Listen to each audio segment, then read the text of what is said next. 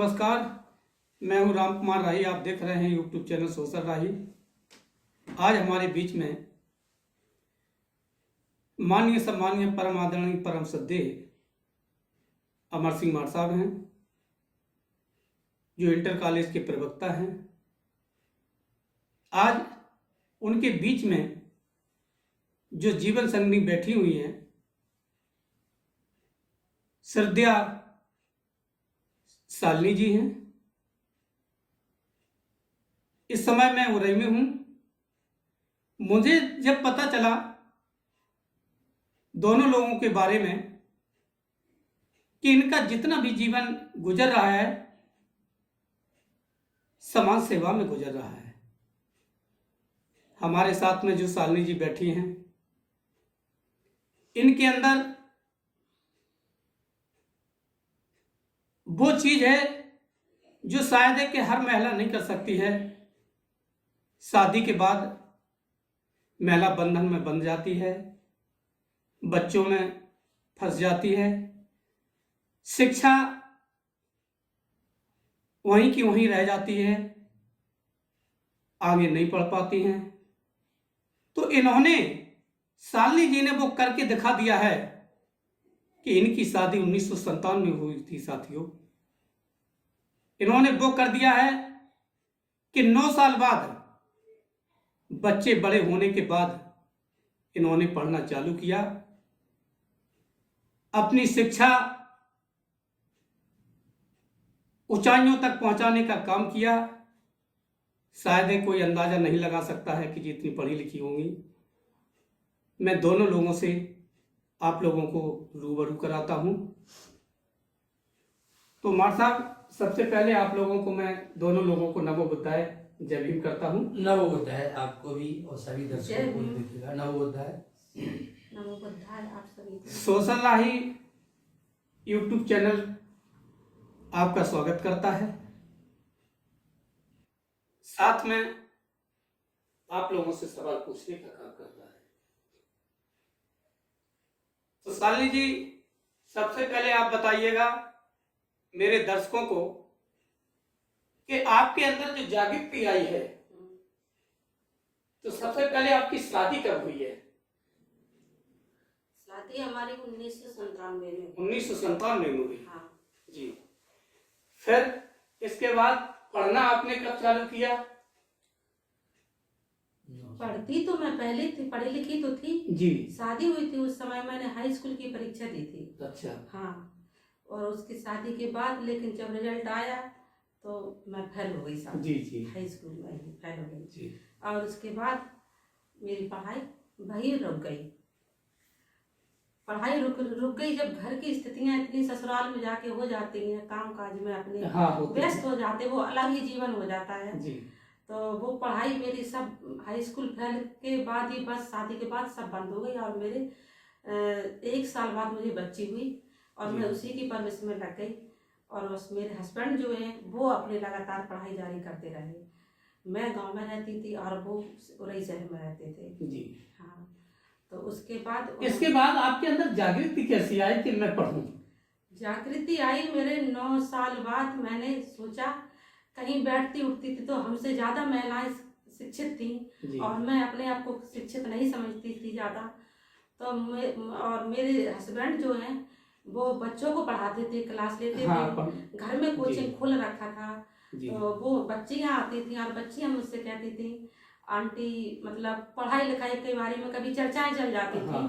तो मुझे बड़ी अंदर से अपने आप को कमजोरी सी महसूस होती थी कि मैं इन बच्चियों को जो पूछती है मैं वो बता नहीं पाती हूँ। हाँ, तो उसकी वजह से फिर मैंने एक दिन इन्होंने कहा कि ऐसी ही कभी कभार बात हो जाती, तो मैंने इनसे कहा मैं पढ़ना चाहती हूँ। तो इन्होंने कहा आपकी इच्छा है तो पढ़ो, इससे अच्छा और क्या है जी। बस मेरे अंदर जुनून सा था कि मुझे पढ़ना है। अच्छा। हाँ, मेरे 2 बच्चे थे, हो गए थे लड़के, बड़ी लड़की थी और लड़का छोटा था। दोनों की परवरिश के बाद तो आपने जो हाई स्कूल के एग्जाम दिए हैं वो 2006 में लगभग दिए। हाँ, दूसरे एग्जाम दिए। दूसरा मैंने एक बार फेल हो गई थी। नहीं। अच्छा। शादी हुई थी लेकिन एग्जाम नहीं दे पाए आपने? नहीं, फिर दोबारा पढ़ाई नहीं की मैंने। अच्छा अच्छा फिर शादी के बाद, बच्चे के बाद मैं शहर में आ गई। जी। फिर नए सिरे से मैंने 9 साल, शादी के 9 साल बाद हाँ, जब मैंने चालू किया, पूरे फिर हाई स्कूल से ही मैंने पढ़ाई की। अच्छा अच्छा। हाँ फिर आपने हाई स्कूल किया? हाँ, मैंने हाई हाई स्कूल के किया, बाद इंटर किया? इंटर किया। इंटर के बाद आपने बीए किया होगा? हाँ सर, है? बीए के बाद एमए भी किया आपने? ये एमए किया मैंने 2 जी। साल का हिंदी से, और फिर मैंने बीएड भी किया। अच्छा, बीएड भी किया आपने? हाँ, अरे वाह। बीएड भी किया, और उसके बाद मैंने अपना वो का नाम बीएड चलता रहा। बीएड के बाद मैंने फिर मैं बड़े अच्छे अंकों से पास भी हो गई बीएड में। हाँ। उसके बाद मैंने अपना और आगे का सोच रही हूँ कि जॉब के लिए तैयारी भी कर रही हूँ कि तैयारी हो जाए तो कहीं हमारी सफलता, मेहनत ले आए। 2 साल का सिलाई 2 साल का मैंने, और अपने इंटर के बाद मैंने यहीं उरई से ही मैंने सिलाई का कोर्स भी किया है जी। साथ में। तो और कुछ किया है क्या आपने? और मैंने क्या बोलते हैं, ब्यूटी पार्लर भी आपने कर रखी है? एक ब्यूटी पार्लर का कोर्स भी किया मैंने। क्या महीने का किया है आपने? वो 6 महीने का। 6 महीने का। हाँ, तो ब्यूटी पार्लर आपको आती होगी? आती है मुझे। अच्छा, किसी को जरूरत कुछ पड़ आता जाती है? कुछ तो आता है। जी पर जी जी। इतना आपने प्रयास किया है? प्रयास मैंने भरपूर बराबर किया है। है।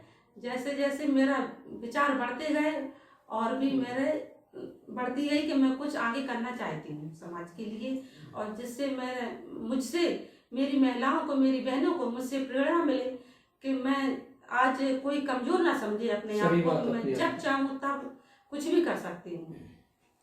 शिक्षा आपने इतनी ऊंचाइयों तक पहुंचाने का काम किया है, तो मेरे बहुजन समाज की जो महिलाएं हैं उनके लिए आप क्या कहेंगी? मैं अपने यही कहूँगी अपनी बहनों को कि अपने आप को सभी कोई कमजोर ना समझे। भलाई वो उनकी पढ़ाई छूट गई, जैसे कि मेरी भी छूट गई थी, वो चाहे तो कभी भी शुरुआत कर सकती हैं पढ़ाई और अपना जीवन सुधार सकती हैं, क्योंकि शिक्षा जीवन में बहुत जरूरी है। शिक्षा मतलब वो शेरनी का दूध है जो शिक्षा जितना बाबा पिए। साहब ने कहा है जी। लिखा है और कहा भी है, और हम सभी दोहराते भी हैं इसे। शिक्षा वो शेरनी का दूध है जो पिएगा वो दहाड़ेगा जरूर, इसलिए जितना पिएगा वो उतना ज्यादा दहाड़ेगा। अच्छा। हाँ, तो शिक्षा हमें लगता है वो बिना शिक्षा के जिस संभव नहीं है कुछ। तो शिक्षित हमारी बहनों को, हमारी बेटियों को होना बहुत जरूरी है। शिक्षित हो जाए वो अपना भविष्य अपने हाथ से बना सकती हैं अच्छा, क्योंकि किसी ने कहा है महिलाएं शिक्षित होगी तभी उनके बच्चे और पूरी फैमिली शिक्षित हो सकती है। यही जान सपनों में होती है, मंजिल उन्हीं को मिलती है जिनके सपनों में जान होती है। सपनों में जान ना, उड़ान हमेशा पंखों से नहीं हौसलों से उड़ान होनी चाहिए। तो शिक्षा की एक बहुत बड़ी चीज है कि शिक्षा हकीकत में शिक्षित होना बहुत जरूरी है। शिक्षा से सारे ताले खुल सकते हैं, सारे ताले खुल सकते हैं। सही है, बिल्कुल ना, इसलिए शिक्षा होना बहुत जरूरी है। आपने मेरे बहुजन समाज की महिलाओं को समझाने का काम किया। आपने अपनी प्रेरणा जो आपने कर रखा है, शिक्षा इतनी ऊंचाइयों तक पहुंचाने का काम किया है, मैं आपका बहुत आभार व्यक्त करता हूं। साथ में मार साहब जो बैठे हैं, उस प्रश्न हमारे मार साहब आपसे हैं। तो मार साहब, आपका सहयोग कितना रहा इनकी शिक्षा में? अपनी पत्नी के लिए जब तक उन्होंने जितना कहा, जितना समय मांगा, उतना इनको पूरा भरपूर समय दिया और हमेशा इनको आगे प्रेरणा देते रहे कि और आगे पढ़िए और पढ़िए, और जितना सहयोग बनता था पढ़ाने में, क्योंकि चूंकि हम शिक्षक पहले ही से रहे, कोचिंग चलाते थे। कोचिंग के साथ साथ में तो हमको भी लगा कि हम सब बच्चियों को पढ़ाते हैं, बच्चियों ने भी कहा कि तुम अपने मैडम को भी पढ़ाइए, तो हमने पूरा इनको ध्यान दिया और जितना अधिक से अधिक सहयोग बना पूरा इनको आगे बढ़ने के लिए मौका दिया। जितना समय मिलता था वो भी पढ़ाया और आगे बढ़ते गए।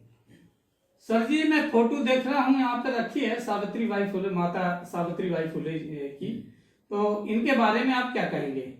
इन्होंने कितना संघर्ष किया है? इन्होंने तो इतना संघर्ष किया। वो समय ऐसी स्थिति थी कि उस टाइम तो किसी बच्ची लड़की को पढ़ने के लिए स्कूल ही नहीं जाने दिया जाता था। कोई भी समाज हो, फिर छोटे समाज में दबे कुचले में तो कोई आगे बढ़ ही नहीं सकता था। तो ये भी अनपढ़ महिला थी और इनके पति ने इनको पहले कहा, हम पहले वो सोचती थी कि हम महिलाओं के लिए कुछ कर लूँ, तो उनके पति ने कहा कि पहले आप खुद शिक्षित हुई, तो उनके पति ने उनको पहले पढ़ाया। अब वो खुद कुछ एजुकेशन अपने पति से लेकर, शिक्षा लेकर फिर उन्होंने पढ़ाना शुरू किया और लगभग अपने समय में उन्होंने लगभग 18 स्कूल खोले। और उन स्कूलों में जब पढ़ाने जाती थी तो बहुत बुरी स्थिति थी। कुछ समय तक तो वो कोई उनके स्कूल ऐसी 3 दिन कुछ समय तक ऐसे खाली पड़े रहे, कोई बच्चे पढ़ने नहीं आते थे, लेकिन वो उन्होंने हिम्मत नहीं हारी। इसलिए उन्हें आज देश की प्रथम राष्ट्रमाता शिक्षा भी कहा जाता है, क्योंकि उन्होंने सर्वप्रथम महिलाओं को आगे पढ़ाने के लिए भी बढ़ाया है और बड़ा संघर्ष किया। उस टाइम का समय वो था जब वो जाती थी तो उनके लिए जो पढ़ाई के विरोधी में थे तो उनको कोई कीचड़ फेंकता था, कुछ करते थे, लेकिन उन्होंने हिम्मत नहीं हारी। वो अपनी एक साड़ी पहन के जाती थी, एक साड़ी अपनी झोली में लेके जाती थी, और ताकि वो साड़ी जो गंदी हो जाती थी गोबर से या कीचड़ से, उसको स्कूल में जाकर उसको अलग उतार के दूसरी साड़ी पहन लेती थी। फिर अपने शिक्षा बच्चों को पढ़ाती थी और पढ़ाने के बाद जब स्कूल बंद होता था पुनः वो नई साड़ी अपने झोले में रख लेती थी और जो भिड़ी हुई साड़ी को उसको पहन के फिर पुनः घर आ जाती थी। ऐसी उनकी निरंतर प्रक्रिया लगता है मार साहब शालिनी जी ने इनका इतिहास पढ़ लिया है। हाँ। और इनके अंदर तभी जागृति आई और इन्होंने आगे बढ़ने का काम किया है। ऐसा भी कुछ किताब पढ़ती रहती थी, देखती थी, उनको कुछ हम भी बताते थे, कुछ सुनती थी, क्योंकि छोटे छोटे प्रोग्राम होते रहते थे तो उसमें भी जाती थी, पहले भी जाती थी तो देखती थी। जब वो शादी के बाद वो पढ़ सकती है तो हम क्यों? अगर जब हमारी इतनी खराब कंडीशन थी हमारे यहाँ, जब हमारी माताओं ने इतना संघर्ष किया हमारे लिए तो किया, सही बात है कि हमारी बहन बेटियां जो आज हम दुख झेल रहे हैं, हमारे लिए जो इतने मतलब गंदे गंदे काम हो रहे हैं हमारे साथ, तो वो हम झेल रहे हैं। जो हमने देखा वो हमारी आगे वाली पीढ़ियों का नसीब, उनके लिए जो हमारे लिए किया, तो हम उनकी कुर्बानी ऐसे नहीं जाने देंगे।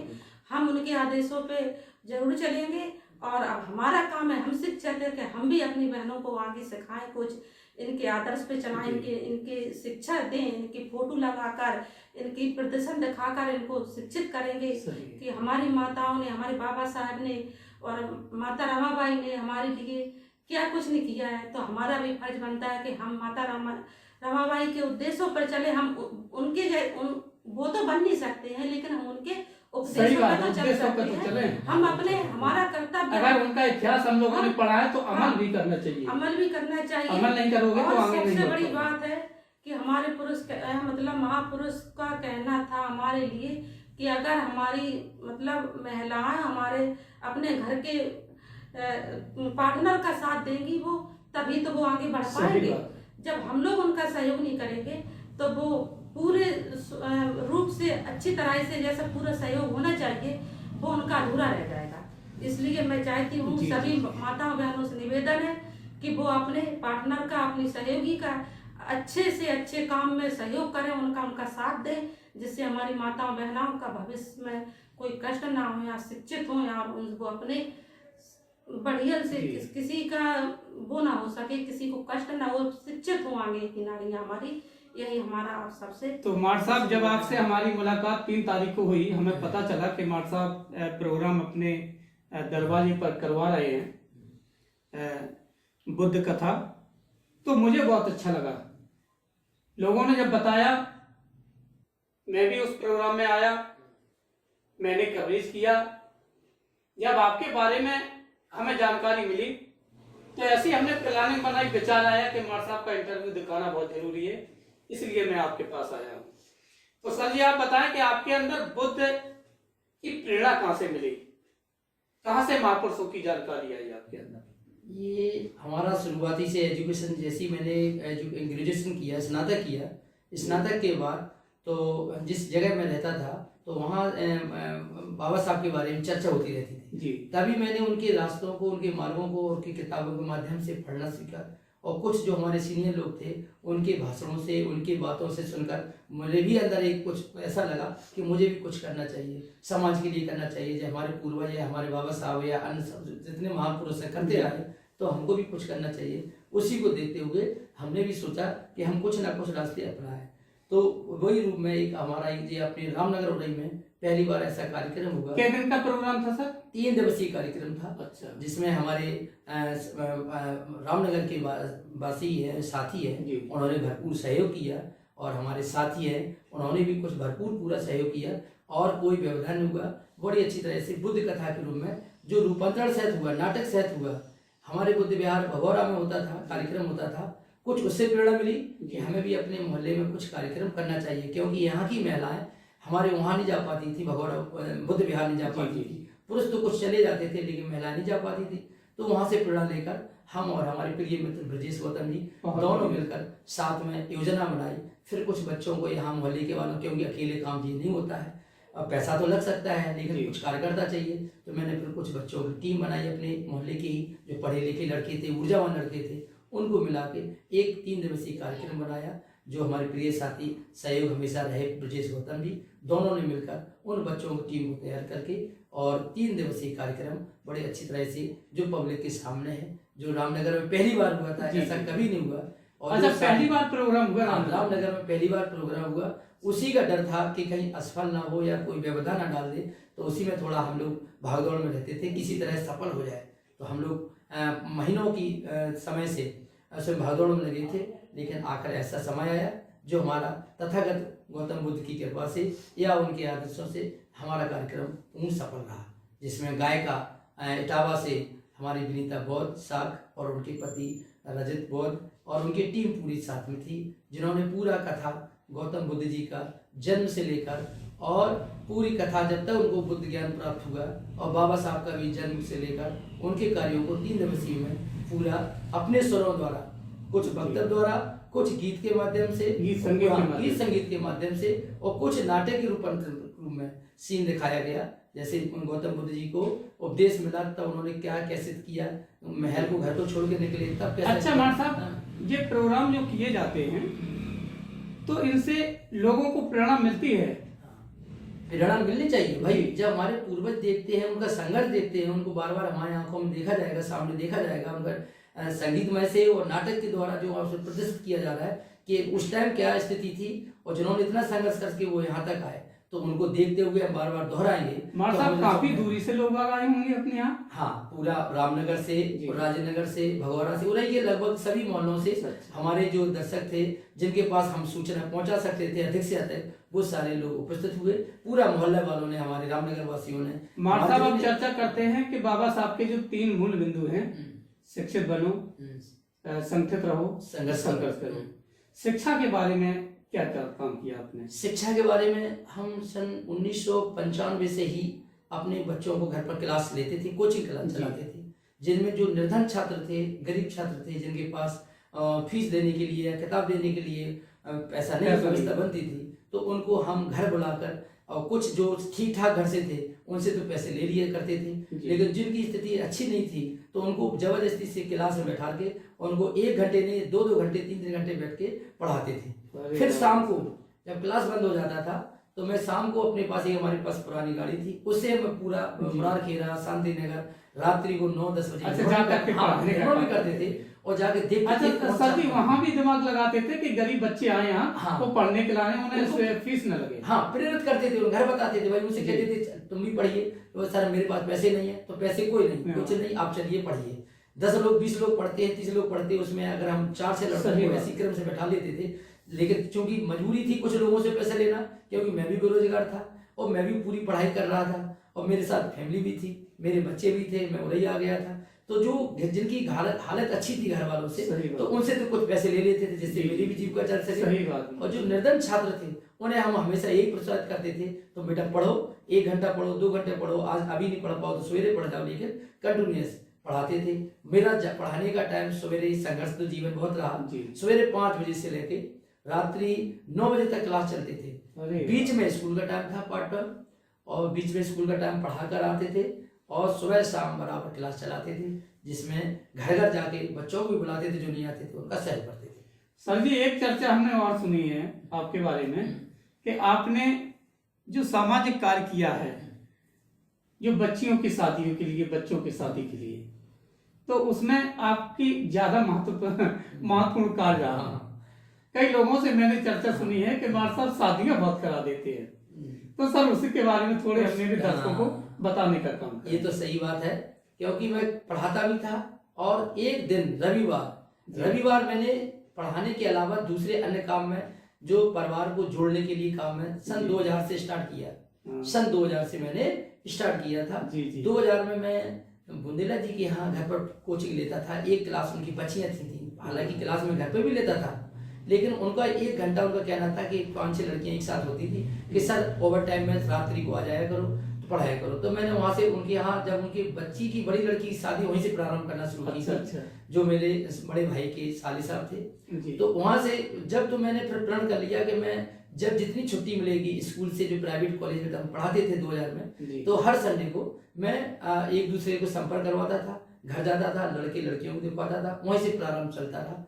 और एक समय ऐसा आया कि मैं अपने संघर्ष को करते हुए फिर मैं इंटर कॉलेज में, पहले बेसिक स्कूल में हमारे ललितपुर पोस्टिंग हुई 2009-10 में, उसके बाद लास्ट 10 में मुझे inter college MS inter college काल में नियुक्ति हुई। लेकिन हमारी प्रक्रिया ये जारी रही, शादी करवाना, समाज सेवा करवाना और जहाँ कोई कार्यक्रम होना वहाँ पर पहुँचना।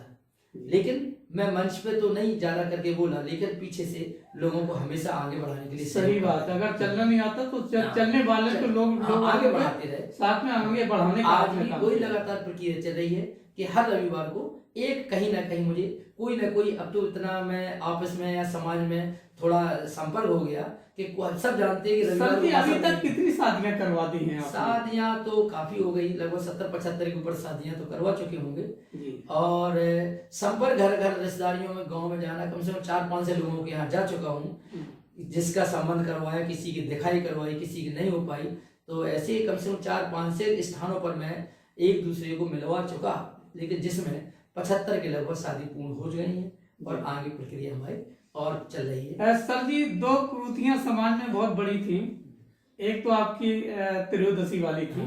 तो लगभग साली जी त्रयोदशी वाली तो समाप्त हो गई है ना, कम से कम शायद 95% हो चुकी है, केवल 5% रह गई है, वो भी समाप्त हो जाएगी। अब मेरा मानना है कि दूसरी जो कुरीति है वो दहेज प्रथा की है सर। तो दहेज प्रथा में लगता है कि इतनी जड़ मजबूत हो चुकी है कि उसको काटना बहुत मुश्किल पड़ रहा है। लेकिन कुछ लोगों का मानना है कि यदि इस पे काम किया जाएगा तो एक दिन इसमें भी सफलता हम आपको मिलेगी। तो इसके बारे में आप क्या कहेंगे? देखिए सर, अपने समाज में ये कुरीति तो सबसे बुराई वाली बात ही है, लेकिन ये दूर जब तक नहीं हो सकता जब तक लड़का लड़कियों की संख्या अनुपात शिक्षा में और जॉब में ज्यादा से ज्यादा ना हो। यदि लड़कियों का अनुपात और लड़कों के अनुपात में एजुकेशन में और नौकरी में, व्यवसाय में यदि बराबर हो जाता है तो ये सिस्टम अपने आप खत्म हो जाएगा। आज के समय में लड़कों की संख्या कम है जॉब वालों की, और लड़कियों के करने वालों की संख्या अधिक है अच्छे डिग्री के लिए। तो हर लड़की वाला सोचता है कि लड़का जो पढ़े लिखे है, नौकरी वाले हैं, कि हमको मिल जाए। उसी चक्कर में हमारी कंपटीशन बढ़ती चली जाती है, कोई कहता है इतना तो दूसरा चला जाता है। अच्छा सर जी, आपने जो बीच में एक बात रखी है कि मेरे सर्विस वाले जो लड़का हैं उनकी संख्या कम है ना, ये जनपद जालौन का मानना है। और यदि आपका कांटेक्ट कम से कम 4-5 जिलों से होगा तो हो सकता है उन जिलों से बच्चे और भी निकल के आएंगे। बिल्कुल आएंगे, ऐसा है कि नहीं? लेकिन हम लोगों को जानकारियां नहीं मिल पाती है कि इटावा में कितने लोग पढ़े लिखे हैं, औरैया में कितने लोग पढ़े लिखे हैं, अजीतमल में कितने लोग पढ़े लिखे हैं, कानपुर में कितने हैं। हम लोगों का जो क्षेत्र है, जो दायरा है, क्यों साल वो एक सीमित है ना। अगर मेरी बच्ची है तो मेरी बच्ची को ज्यादातर रिश्तेदार जानते हैं और मेरे मोहल्ला पड़ोस वाले जान जाएंगे और मेरे संबंधी जान जाएंगे, दोस्त ना। लेकिन शायद कि 2 लाख लोग नहीं जानेंगे। अगर वो संख्या निकल के आएगी, मेरा मानना है अगर वो संख्या निकल के आती है तो अभी तो आपको केवल जनपद जालौन को पता है, जालौन के बारे में जानकारी है कि फलानी का लड़का सर्विस में हो गया, उनका हो गया, तो गिनती आपकी ज्यादातर रहेगी तो ज्यादा 8-10 लड़कों की रहेगी, और उनमें लड़कियों की जो संख्या होती है वो शायद है कि 500 तक पहुंच जाए। बिल्कुल सही होता कि नहीं? तो अब उसपे भाई कम चीज है मेरे पास, और यदि खरीदने वाले ज्यादा लोग हैं तो उसकी कीमत भी बढ़ जाएगी, नहीं बढ़ जाएगी। ये अर्थशास्त्र का सवाल है। हाँ, ये है कि कम संख्या पे कीमत ज्यादा बढ़ जाती है। संख्या लेवल बराबर हो जाए, संख्या लेवल बराबर। अब संख्या लेवल वो होगी, लड़के तो पढ़े लिखे हैं, हमने देखा है। अभी तक सर जी शायद है कि कम से कम शायद 15 जिला में घूम चुका हूँ और मैंने जाकर के देखा है इटावा का रिवाज देखा है, इटावा में जो शिक्षित लोग हैं उनसे भी मिले, इटावा वालों से मिले, हर जगह में मिलता हूँ। तो सर जी मैंने एक काम करना चालू कर दिया है और मैंने इस पे विवेक किया, विचार किया कि यार इस कुरीति को कैसे दूर किया जाए। तो मैंने इस पे उससे एक रिसर्च किया है कि लोग बागों को पता नहीं चल पाता है कि मेरी कहाँ पे लड़की सर्विस में कहाँ रह रहे, कहाँ तो उस चीज की खोज मैं करूंगा कि इटावा में कितने हैं, औरैया में कितने हैं, कानपुर में कितने हैं। धीरे धीरे करके मैं प्रयास कर रहा हूँ और उनका इंटरव्यू लेकर के मैं अपने चैनल पे दिखाने का काम करूंगा। जब काम करेंगे तो लोग बाग जब भी वीडियो देखेंगे तो उन्हें लड़का जैसे पसंद आया कि यार ये लड़का है, और कोई लड़की पढ़ी लिखी है, उसके स्तर की है, तो हो सकता मैचिंग मिल जाए, उसमें दहेज प्रथा बीच में नहीं होगा। जब दोनों लड़का लड़की, क्यों कि यदि आपने मना कर दिया कि मैं नहीं कर पाऊंगा, तो आपको ये भी पता है कि राम कुमार 365 लोगों को दिखाने का काम कर रहे हैं ना, तो मना कर दोगे तो दूसरा मेरी लड़की को पसंद कर लेगा। और देख मेरा काम जो शादी ब्याह वाला कार्यक्रम में है, तो ये भी हम किसी से कोई लेन देन नहीं भी करते, अपना खुद के लिए अपना मोबाइल, अपनी गाड़ी, अपना पेट्रोल पूरा अपना मुफ्त में खर्च करते हैं और किसी से कोई ये भी नहीं कहते हैं कि मुझे कुछ आप दीजिए, और ना मैं लेने की कोशिश करता हूँ, प्रयास करता हूँ किसी तरह से इनका जो लड़का लड़की का जो हमने मिलवन कराया शुरू से लेके एंड तक उनका पूरा हो जाए, और पूरा समय देते हैं, पूरी रात भर शादी में रहते हैं, पूरी रात भर जागते हैं, पूरा उनका जितना भरपूर सहयोग हुआ। कुमार साहब आप वो काम कर रहे हो कि किसी ने लिखा है कि करे जो भलाई बगैर लालच की उसी को रहमान कहते हैं। साली जी, करे जो भलाई बगैर लालच की उसी को रहमान कहते हैं, सुने जो दीन दुखियों को उसी को भगवान कहते हैं, और हिला दे ख्वाहिशी को उसे तूफान कहते हैं, और जो तूफानों से टकराए उसे हम इंसान कहते हैं। बहुत बड़ी परिभाषा होती है इंसान की। लेकिन यदि लोग बाग चलेंगे तो जैसे आपके जो विचार हैं, आपने जो प्लानिंग बनाई, तो ऐसे शायद है कि सभी मेरे जितने अध्यापक हैं और यदि इस कदम पे चलने का काम करें तो हो सकता शालिनी जी बहुत जल्दी सुधार हो सकता है। अब हमने देखा है कि लोग बाग निकलना नहीं चाहते हैं, घर से नहीं निकलना चाहते। संडे मिलता है जैसे लोग सोचते हैं रेस्ट का है, लेकिन हमारे यहाँ तो कोई भी आ जाता है तो हम गाड़ी उठा के अपने चल देते हैं। जी। खाना बना गया, मिसेज ने खाना बना दिया, खा लेते हो, फिर पता नहीं है रात्रि कब तक लौटे, कहो 10 बज जाए, 9 बज जाए, कहो 2 बज जाए, 12 बज जाए। कोई अगर लेकिन निकलना है, कोई फैमिली ऐसी हो जाती है कि जिसका जैसे नहीं हो पाता कुछ कार्यक्रम में, शादी ब्याह में कुछ रुपए पैसे भी कम पड़ गए हैं, हाँ, तो उसमें भी 1000, 5000 लगा देते हैं क्योंकि उनका कोई बिगड़े ना। सही बात है। वाला के कार्यक्रम जो आए, बारात आ गई है दरवाजे पे, तो उसको कहीं कमी ना पड़ जाए, उसको ऐसा महसूस ना हो कि हमारे पास पैसा नहीं है, तो हमने जो सहयोग नहीं कर पाया, हमने कर लिया, हमारी कोई कमी पड़ गई उसमें, लड़के वालों को मालूम ना चल पाए और हम उनको सहयोग कर। साली जी एक सवाल हमारा और है आप लोगों से। हमने ऐसा सुना है लोग बाग क्या करते हैं, जैसे शादियां तो करा देते हैं, और लगभग आप तो पढ़े लिखे हो काफी, आपके शायद के ऐसी सुनने को नहीं आई होगी कि मैंने कई जगह पे देखा है कि जो शादी करा देते ना उनकी बुराइयां बहुत हो जाती हैं। वो तो अपवाद है ना, कोई दलाल कहता है, कोई कुछ कहता है, बहुत सुनने को मिलता है, जब किसी से लिए नहीं है कि ये नहीं, तो लेकिन एक भी देखो कि ऐसा आज दिन तक नहीं हुआ है कि किसी भी शादी में सभी संतुष्ट बगैर मनमानी के कोई कार्य नहीं हुआ। कुछ नहीं हुआ, सही है। बदनाम भी करते हैं लेकिन बगैर मनमानी के आज दिन तक कोई काम भी नहीं हो सकता है, चाहे शुरुआत क्यों ना हुई ना। बना शुरुआत बीच वाला मीडियम जो बोलते हैं उसी के माध्यम से होगी, तब तक नहीं होगी। विचार हो यही कह रहे हैं, जैसे आप बोल रहे हो कि मतलब बुराइयां मिलती हैं शादी में, तो ये तो हमको क्या आपको भी मालूम होगा कि अगर हम कुछ करने के लिए निकले हैं घर से या कहीं जाते आते हैं, तो हमें काम कुछ करना है, तो हमें किसी की बुराइयों को नहीं देखना है, ना ही सुनना है कि वो हमारे लिए क्या कह रहे हैं, कि हमें क्या नहीं कह रहे हैं, हमारे गुण ही गाएं हम तभी वो काम करें, ऐसा नहीं है। हमें मालूम है कि हम कुछ अच्छा कर रहे हैं तो हम बस अच्छा ही कर रहे हैं, पर हमें किसी की बुराइयों की परवाह नहीं है कि वो हमारे लिए अच्छा बोले हम तभी हम अच्छा काम करें। हमें गलत बोल रहे हैं तो वही रोकें। और फिर कहेंगे कि फूल कांटे ही किया करते हैं फूलों की हिफाजत ना। हाँ। अच्छे राह पे जब लोग चलेंगे तो उस पे कांटे कांटे भी मिलेंगे, कांटे भी मिलेंगे। लेकिन उनको कांटे की ओर ध्यान ना रखते हुए आप अपना कदम आगे बढ़ाने का काम करें तो लोग आप जरूर प्रशंसनीय कहेंगे आपको ना। तो आप लोग हमारे बीच में आए और YouTube चैनल सोशल राही आपका स्वागत करता है, साथ में नमो बुद्धाय जय भीम करता है। और सभी को, पूरी टीम को हमारी तरफ से जय भीम, नमो बुद्धाय। नमो बुद्धाय।